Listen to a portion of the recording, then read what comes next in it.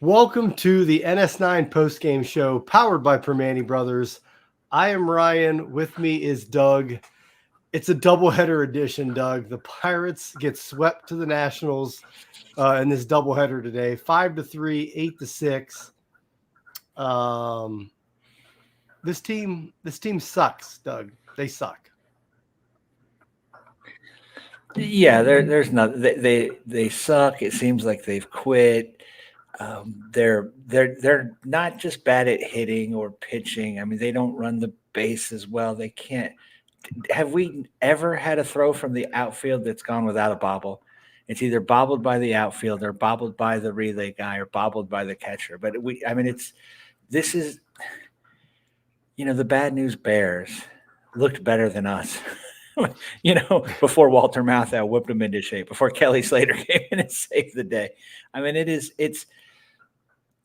ugly. We've watched a lot of bad baseball over. Yeah. And this is just embarrassing. It's just embarrassing. It doesn't seem like any, and again, I understand that some of our best players are very even keel. We play them one day at a time. You can't get too high. You can't get too low. But God, it does not seem like a single person in this organization cares at all. It just, everybody just laughing, yucking it up, shrugging their shoulders. It's hard to watch. It's certainly September, hard to talk about afterwards. It's September. They're checked out. I mean, fans are checked out. September. And the Pirates are checked out. Right. Yeah. And I guess you can't blame anybody really, because they're terrible. Why? Or why? Or blame them all, because I think as people have said in this chat, even before we started tonight, they all need to go. Like this is just at what point, and that's why we'll get into this, Doug, of talking about the wins and losses at this point in September doesn't really, I don't think, mean much. And we could talk about what you want to see moving forward, but at this point, I want the team to lose. I want them to I want them to lose in the most horrific fashion to see how long we can go until we actually get rid of somebody. That's where I'm at. Right. To quote Alex Stumpf, I want the biblical, the disaster. I want it to be as bad as it can be, because I want everybody gone. And I don't just mean Ben and Travis and Andy Haynes and Derek Shelton. I want players gone. I was mad when we were winning this game 6-4, because why is Grandal? And I know Grandal was on base, I think 3 times today. And I know he's played well the last 6 weeks. I know, Rowdy hits a home run in the first game. But none of these people that are playing have anything to do with what's going to happen with the team in the future. Why are we have all the answers we need on Rowdy Tellez, Yasmani Grandal, Brian Dela Cruz, Alika Williams, Jared Triolo, right? Why in the world are we not at least seeing, Billy Cook and Nick York at the very least? It's just absurd. They are playing out the string as an organization. They don't care. It seems like they're trying to angle for a draft pick. And, what are they going to do if they have the first overall pick, do you think they're going to get lucky with a Skeens again? No, they are not. They are going to draft the wrong guy, as they almost always do. It's just, please put me out of my misery. As Nick says here, can we just get the 75 wins so I can win my sportsbook bet? Doug, I don't think they're getting to 75 wins. It sure doesn't look like it. No, they're losing to the Washington Nationals, right? The Washington Nationals do not have a pitcher as good as Paul Skeens or Mitch Keller. They currently don't have a hitter Now they have guys that are going to develop, but they don't have a hitter as good as Brian Reynolds or O'Neal Cruz right now. Right now, it looks like Dylan Cruz. It looks like James Wood. It looks like some of these guys can play, but not right now. We theoretically are a more talented and better team than the Washington Nationals. Did you see how many? They should have had Brian De La Cruz off at second base. They bobbled us. They played as bad as we did, yet they still swept the doubleheader from us. Yeah, we're not losing. We're not losing. Okay, it was one thing. We lost to the Padres, Dodgers, and Diamondbacks. Well, they're good teams. Well, now we're losing. I would not feel confident playing the White Sox right now. And that was the one team we swept, Doug. Yeah. So I don't know. Yes. Well, we'll get into both games here, Doug. Before we get started, let me tell everybody about, speaking of the win total, BetOnline is the world's most trusted betting platform and your number one source for everything football. Yes, football season, Doug. BetOnline has every stat, every matchup, every live odds and spreads to bet on during the games. Think you know your stuff? Get in on a $200,000 mega contest and pick 5 games against the spread every week for your chance at weekly prizes and a share of $200K. When the game's over, head on over to our online casino and get in on a game of blackjack or poker or unwind with one of our over 150 slot games. Head to the website today to get in on the action. Bet online. The game starts here. Yeah, Doug, it's football season couldn't be here soon enough because this Pirates team, they kept us afloat with interest for a little while, but it's going to be all Steelers in Pittsburgh from moving forward. But what I wanted to talk to you, Doug, about, and I have a question for you. Doubleheaders, sure. Usually you see the whole roster on a doubleheader. We had a doubleheader today. Is Henry Davis on this active roster? Is he here? Like, what are we doing with him? You couldn't tell. You couldn't tell, right? Exactly. Where is he? Again, we know everything we need to know about Yasmani Grandal. Why in the world is Henry Davis? Henry Davis, and look, I want to see Joey Bart playing some more, but Henry Davis should be in the lineup somehow every day, right? We need to, and we're not going to get those answers in the rest of September, but we need to have a sense. He needs to have a sense of what he needs to work in the offseason. Sitting on the bench makes no sense. This team is terrible. There's nothing they can do, right? Maybe play a little bit of a spoiler. Who cares about that? I don't care about the other teams. I don't care about any of that. We need to see, right? Henry Davis and Joey Bart, they both need their at-bats, okay? Because I want more and more and more proof that Joey Bart's the real deal. And maybe we stepped in some good luck there. But it's just ridiculous that some of these guys are playing as often as they're playing. I mean, so Bart he starts game 1 at catcher, and then a pinch hit situation comes up in game 2, and there's Bart pinch hitting. And, Bucko Mike says right here, Henry Davis is hitting 144. I don't care. We need to see him. Grandal's not going to be here next year. Grandal's not here next year. Right. Like, I don't care about the wins and losses at this point. And here's the scary thing, Doug. I don't care if Davis gets another hit all year long. I want to play him every You have day. To play him. Right? I don't care why if he grounds out to third base every single time. Why is he even up if he's not going to play? So he's here. You bring in Bart, obviously you want to play. Grandal's not going to be here. But here's the scary thing, Doug, is if Shelton is truly putting guys out there that he thinks, he's playing for his job or, he wants to win. The scary thing is if they're, Bart and Grandal are their best options right now, and they don't even want to play Henry Davis. And it's just, that's like the state of the franchise at this point. It's like your number one pick who should be playing to see what you have. You're not even playing him. You're playing him over, 30-some-year-old Grandal, who, yes, he's been great. He's been good since July 1st or whatever the heck the date is. But I don't care. Like, the wins and losses for this team, this season's over. So play these guys. Right. Billy Cook hit a grand slam tonight in Indianapolis, Doug. Where's he at? He's still in Indy. Right. Yeah, maybe they can get in the playoffs and he can do something for them. He should be And up this is here. right. It's going to be just as infuriating when they add Billy Cook to the 40-man roster later in the offseason. When they add Nick Zach, York to the 40-man come on. roster. It's We're like, 100% watching we the could have seen Steelers tomorrow. 50, maybe 100. No, I have to watch the Pirates because our corporate overlords are punishing me and making me do the post game tomorrow. In addition to doing these two today, that was your fault, Doug, for saying night. you were available on Sundays. Yeah. I think Jim Rosati hates me. Sean, he says, "Don't be so sure Yaz won't be here. Stop right now. That's not good." Yeah. But he is right. You never know with this team. You never know. No, oh gosh, you right.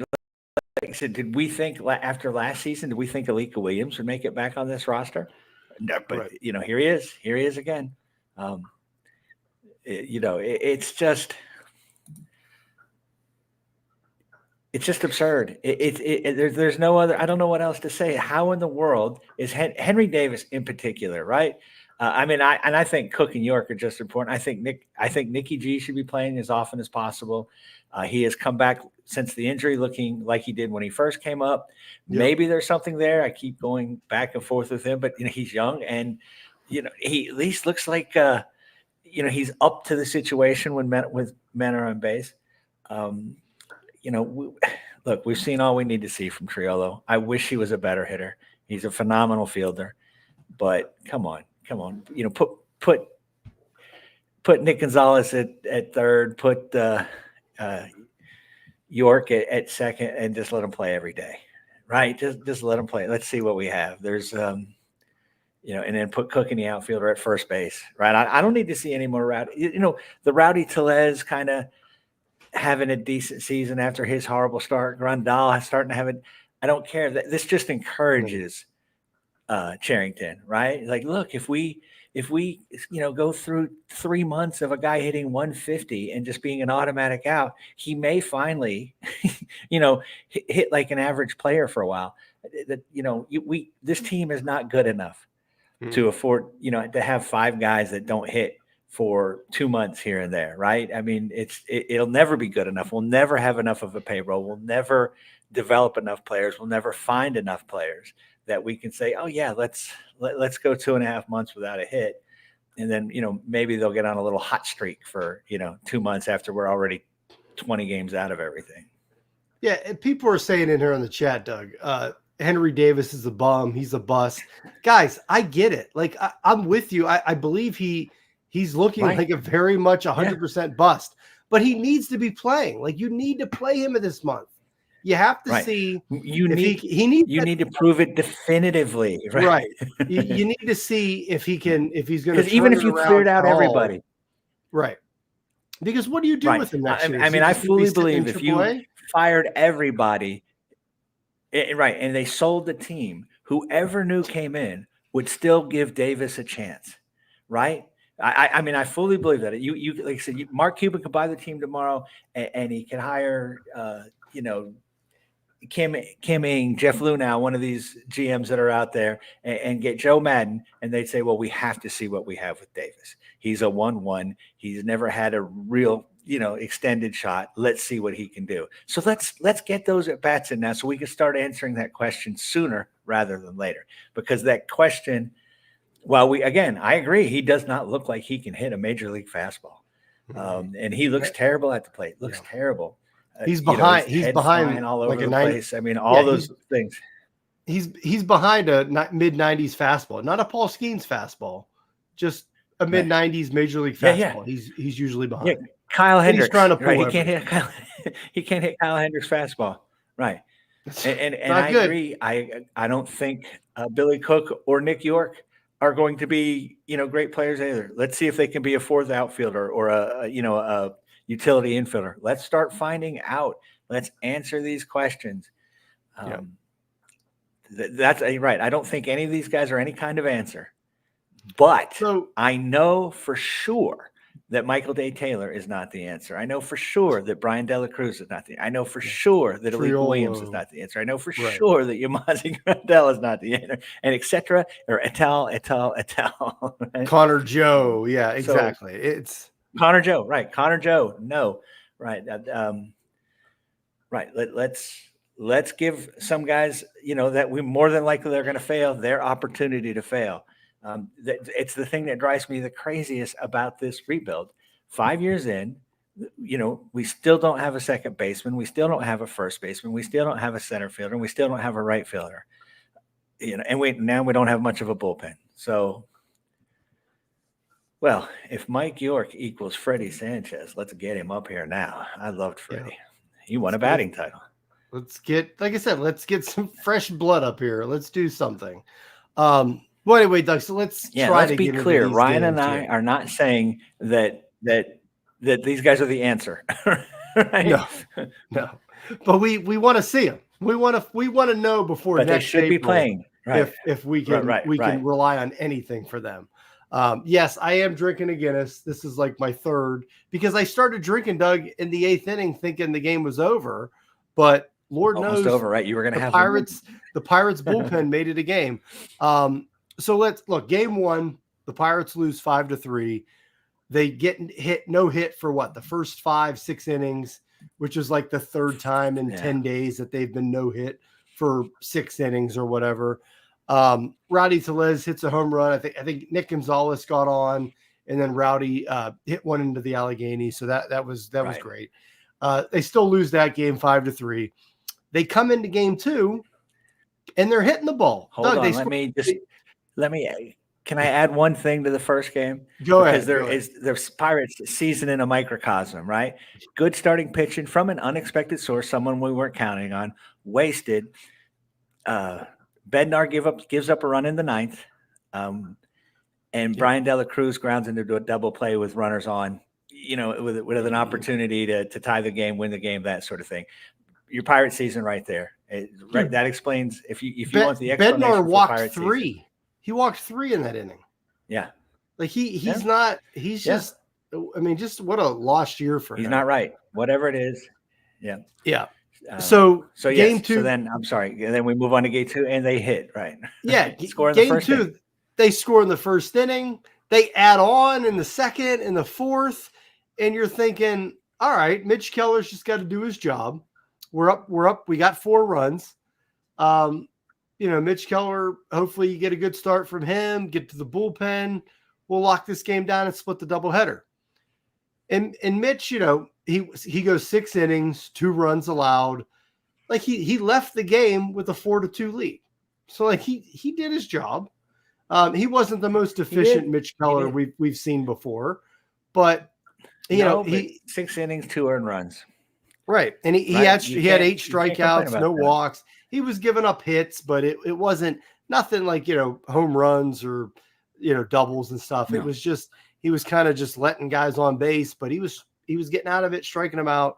So he had a fine start, and we get into that bullpen. Barucki, just came back, gives up a 2-run home run with 2 outs. There's the 4-2 lead gone. The Pirates offense adds on again, gives you the lead again in the bottom of the 8th. You're up 6-4. Okay, here comes Chapman. He's your guy now. He's the closer. He's the guy everybody's been saying put him in over Bednar, over Holderman. And Chapman's just a complete roller coaster as usual. He's walking guys, giving up hits, gives up 4 runs in the 9th. And the Pirates lose the game. I mean, you can't, right? Denny Santana pitched a scoreless inning in there, but you can't even put. It's not, you can't put it on Shelton tonight as far as that. But just like nothing's working. Like just not everybody's like performing under their bar. Not that everybody. Right. Yeah. Again, the fundamentals were awful. We had a runner thrown it at home. We bobbled relay after. It's just the lack of attention to detail on this team is maddening, and I do put that on Shelton. His options are not great, right? We all wanted him to go with Chapman. That's established. That's established. That happens. The roster's not good. Like we've established that. But continue. Yeah. But he made the right. That's the move we wanted, right? We all wanted Chapman. Nobody was clamoring for Bednar there. Nobody, wanted Holderman. Dennis Santana already did his thing. I guess you could, but again, we expected Chapman there. He didn't deliver. That happens sometimes. But I mean, golly, this team is just so. I mean, how mad are you? I mean, I saw the Twitter responses. We were all outraged with that lineup, right? Triolo batting fifth. Triolo batting Are you fifth. kidding me? He had a 2 RBI single, Doug. Sure, and he knocked in the runs. And Grandal got on base 3 times, and Alika Williams had an RBI double. I mean, it happens. Baseball's a funny game. But come on, that's not a competitive lineup. It's not even close to a competitive lineup. And again, it's got no Henry Davis, which does not add to making it more competitive. I hate to have to keep adding caveats when I'm pushing for his playing time, but.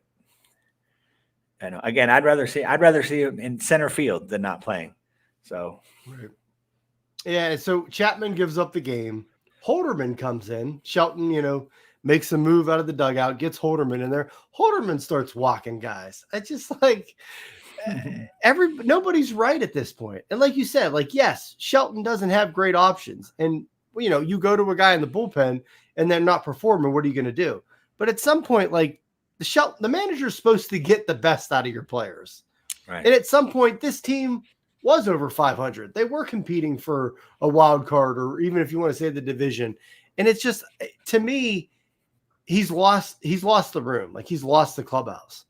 Also, does Shelton not look like, we saw him blow up on Noah Howell's, whatever that was a couple games ago. Does Shelton not look like he just looks more disheveled by the game? He looks like a guy he knows he's gone. He knows he's dead. That's what he looks like. Yeah, he looks defeated. Right, he looks defeated, and it's right. I mean, Baseball Worldwide says it, and I agree, and I've said it all year. He doesn't have great options, but he has not made the most of what options he's had, and the just stunning lack of fundamentals on this team. We make so many outs on the base pass, and we give so many extra bases and extra outs to the other team. It's and that is on the manager, right? This is, I just, you think about Jim Leland, Lloyd McClendon, Gene Lamont. I mean, some of these managers that went through all losing seasons, they would not have tolerated this kind of, we'd be out there doing some extra drills before games, I believe. And I don't know what Shelton doing or not doing. I don't know who our, infield coach. I mean, again, we can't make a relay that we can't, we don't throw to. No, it looks like, this is that old Casey Stengel line. Can anybody out there play this game? And the answer is no. It's no. There's a bunch of guys here that should not be in Major League Baseball. And the thing is with guys like that, right? Okay, so you're not a 300 hitter. Well, you make the right throws, make the right plays. And no. Our guys are bad hitters who are bad defensively, who don't have good fundamentals. I mean, we've got the trifecta. Right. We're not this scrappy little team of underachievers. No, I mean, we are bad baseball players, the guys that can't hit or field and are not focused. So why are you not, sending some sort of message, benching somebody, sending people down, DFAing people, what have you? But no, tomorrow we'll hear, Charrington on his radio show with some word salad, stupid, we want to see blah, blah, blah, blah, blah. Just, it's just ridiculous. Yeah. Shelton definitely looks defeated. I mean, it'll be, Jim and I will be the only ones that watch the game tomorrow. Yeah. The whole city, Doug, the whole fan base is. It was tough. It was tough today for me to tune in over college football for most of these games. Yeah. I mean, it's just, you try to watch both, but it's like, I didn't want to watch this crap. And it's just, no. Yeah. Tomorrow, I don't know who's watching them besides you and Jim. But yeah, Shelton looks completely defeated. I was at the Dolly Museum today. Right? I cut my visit short at the Dolly Museum, and that was surreal. Did you and Donardo have a Dolly date? Museum? No. DiNardo is way too cool to hang out with me. Come on. Yeah, I said, hey, let's get together, and he's like, I've let moved. him. I'll get Don't back let in. him. Don't let him big league you. Yeah, you got to. No, it's too late. He's already. Yeah. But what I wanted to say was Shelton looks defeated, and it just looks like it's funneled down to the whole team because just either the first game they don't hit for 6 innings, the second game they hit, and then just nobody can get outs in the bullpen, and it's just they can't do anything right now, Doug. And so I don't know. Let's talk about some positives, Doug. I thought Oneil Cruz, who hasn't homered in a long while, he's just ripping the ball all over the place. He had 2 hits in game 2. I think he had a hit in game 1, but he he may had a sac fly. It was a pretty good exit velo out there. Like Cruz looks great. Yeah. He's been raising his OPS and his average. He's just ripping the ball off the cover off the ball all over the field. You'd like to see it translate into some more power. He's hitting lefties really well. Right. And that's the thing. It's like he's hitting I think since July 1st, he's really turned it around against lefties. But yeah, the power just kind of hasn't been there. But it's like, what do you take? Do you want more power from Cruz, or do you want this Cruz that we're seeing? I mean, it's just he's been good against left-handers. It's been great. Well, I want this Cruz because I think this Cruz will develop power. A lot of times when guys come up and they sort of learn to hit first, and they get that part sort of figured out, and then the power comes. And he's got natural power. We've discussed his exit velo ad nauseum, quite frankly, more than we should. But I do think if he keeps hitting like this, he's going to be an impact player. He's going to be the player that we hoped and thought he could I think so too. He's got too much natural talent, too much raw power for that ball to not start flying out of the park as often as he's making hard contact. And like I said, I'll keep taking the doubles, the hustle doubles, that sort of thing. He's playing the position pretty well. He's, everybody, the haters wanted to complain that, he would not, he would pout and he wouldn't play well. And he's done everything exactly the way we've wanted. I'm really excited about him. The only thing that makes me gun shy is at this point last year, I was very excited about Brian Hayes and, and the power that he was showing. So every time something happens in the last 2 months of the season, we've been fooled so many times as Pirate fans by somebody having a good August and September. That's what I'm saying. I don't need to see a great September from Rowdy Tellez. I don't need to see a great September from Connor Joe or yet Grundall. Yeah. I want to see somebody else. I don't care about Taylor them. hits 500. Right. Right. Yeah. We don't want to see any of that. But yeah, Cruz, he had his 33rd double of the season. Yeah, he's been great, and it's so encouraging to see him stealing bases, hit left-handers. Right. Yeah, it's so encouraging. So that's one positive. Connor Falefa, had a really good day, especially in game 2. He had 3 hits, 3 for 4. So it's just there's not many positives, Doug. Somebody had asked in here about what we thought of Keller. I thought Keller, like I said, we talked about it briefly. I thought Keller was good. 8 strikeouts. I did too. He gave up some hits. Doug, I kind of wanted Keller. He was at 91 pitches, I believe. I kind of wanted him to go out there for the 7th. I'm not going to kill Shelton on the decision, but at this point, if I'm Shelton, I don't want to go to the bullpen. So if my horse, that Keller, is true, is there with 91 pitches, just throw him out there for a 7th. But last year when it was only Keller and Oviedo, we've always had Keller pitch too many innings. He's pitched in games where he just hasn't had it, and we've kept him in there too long because we just have to.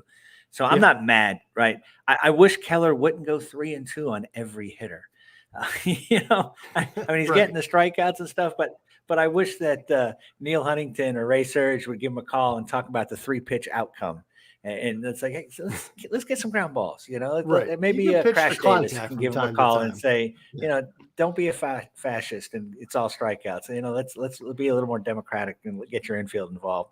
But you can't 6 innings, two runs, no walks, no 8 walks. strikeouts.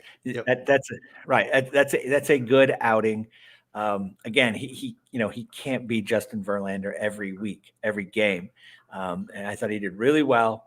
He definitely put us in position to win the game. He's on my fantasy team for those who, like a little irony in their diet. I'm surprised you drafted him. Right. And I drafted him high. I'm a believer in Mitch Keller. That's why my frustration when he has these, let me throw my cutter the whole game outings. Right. So that explains it then. At least, that's why you're frustrated with him. He's on your fantasy. That's what it is. Hey, I'm in second place. I've been fine. He does not hurt me one bit. He's helped me. There you go. But yeah, he, like I said, he wasn't efficient tonight. I mean, he had some longer innings and, like you said, no walks, but he had a lot of full counts and everything. But 8 strikeouts. But yeah, like I said, he gave you a chance to win. I wouldn't have minded him going to 7th. I think he could have done it, no problem. But like you said, we've thrown him out there for many a times this year when we probably didn't need to. But that's why, because the bullpen is just so snake bit at this point. It's like you can't rely on anybody besides Denny Santana, which is wild at this point. So I don't know, Doug. Like I said, I'm fine. I don't care about the wins and losses. We were like, why did we pick up this one? Yeah, just like I don't care about the wins and losses for this next month. Just lose out. Completely insignificant, right? Yeah, get a better draft pick. But my God, like play Henry Davis, call Billy Cook, like call these guys up and like play these guys. I don't need to see Triolo. Right. I don't need to see Triolo. It's not like there's nobody that's on that roster now. Nick Gonzalez, Joey Bart, and Henry Davis. Those 3 guys I want to see that are on the 26 or 28 man now. Yeah. Those are the ones I want to see getting at bats. Then give me York and Cook. At least then we'll have something interesting to talk about instead of rehashing the same old crap. Can they field the position? Can they hit major league pitching? The longer they keep waiting, the less it'll even matter. But they could have at least brought him up on September 1st, right? I mean, right. So but we have a terrible owner, we have a terrible general manager, or team president, we have a terrible general manager, we have a terrible manager. So it's hard to expect, when you have all those bad things, it's hard to expect good decisions. I know that these guys are supposed to know more than all of us fans. Right. But we all can't be wrong. Right. We all can't be wrong. Right. I mean, those of us that disagree on, this, that, all agree that we don't need to see any more Yasmani Grandal, Alika Williams, right. Like there's nobody left that's saying, I think Jared Triolo is about to turn the corner. There's nobody left that thinks Grandal should be getting more at bats. Right. It's time to see some of these other guys, good or for bad. Again, if Henry goes 0 for 72 the rest of the way, guess what? I feel a little. If then they make a move in the offseason and it's like, okay, we chalk it up. It was bad. It didn't work, but at least we know. And next year we're like, okay, hopefully Joey Bart and Andy Rodriguez can do the job, or But I mean, they're right. A win or a loss doesn't matter. It does not change what should be happening the rest of the way. How about, let's talk about Brian De La Cruz real quick before we sign off. 0 for 4 in game 1. Pinch runs in game 2. Rounds into a double play. Yeah. It goes 0 for 1 in game 2, but he pinch runs and he makes a boneheaded, base running error, which, the Nationals handed back to him. But thankfully, the Nationals are just as bad as we are with the fundamentals. He should have been out today, basically. Should have been out on the base pass. Just not a great game from De La Cruz. And that was your big pickup at the deadline. So, and he's under control, Doug. He's a guy that we're going to be rolling with next April. Yeah. Oh yeah, he's your opening day right fielder next year. I have no doubt that that's the case. Right, and this is not hindsight. I believe that the NS9 was in unison on, prior to the trade, when some fans were saying, "Hey, let's go get Brian De La Cruz," Rosati, DiNardo, they were putting out the stats. No, no, no, no, no.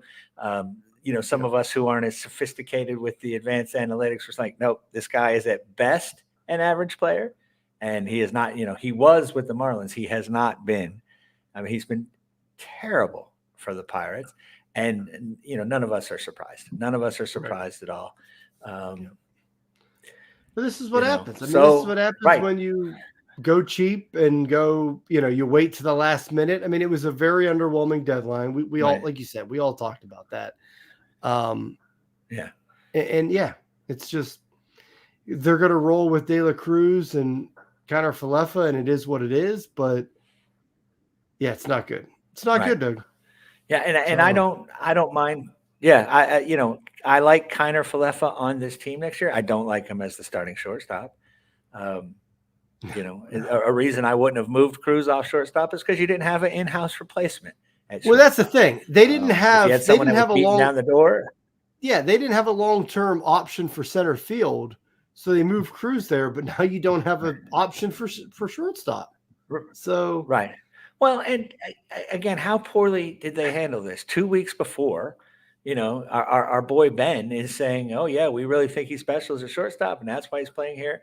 So that's what I mean. Again, either you're stupid about how to speak to the media, because obviously this move should have been being considered more than 2 weeks ago. So you would just sort of, and nobody can avoid an answer as well as Ben Cherington. It's the only thing he does well. I mean, he could have dodged that question and said, right now he's our shortstop, on to Cincinnati type, answer. And no, he gives this whole, 500-word answer about why he's so special at shortstop. And then suddenly it's like, yeah, he can't play short. Right. I mean, again, they don't have a plan. Doesn't do anything well. Right. They don't do anything well. Whether they have a plan or not, like the way they're talking and it comes off is that they don't know what they're doing.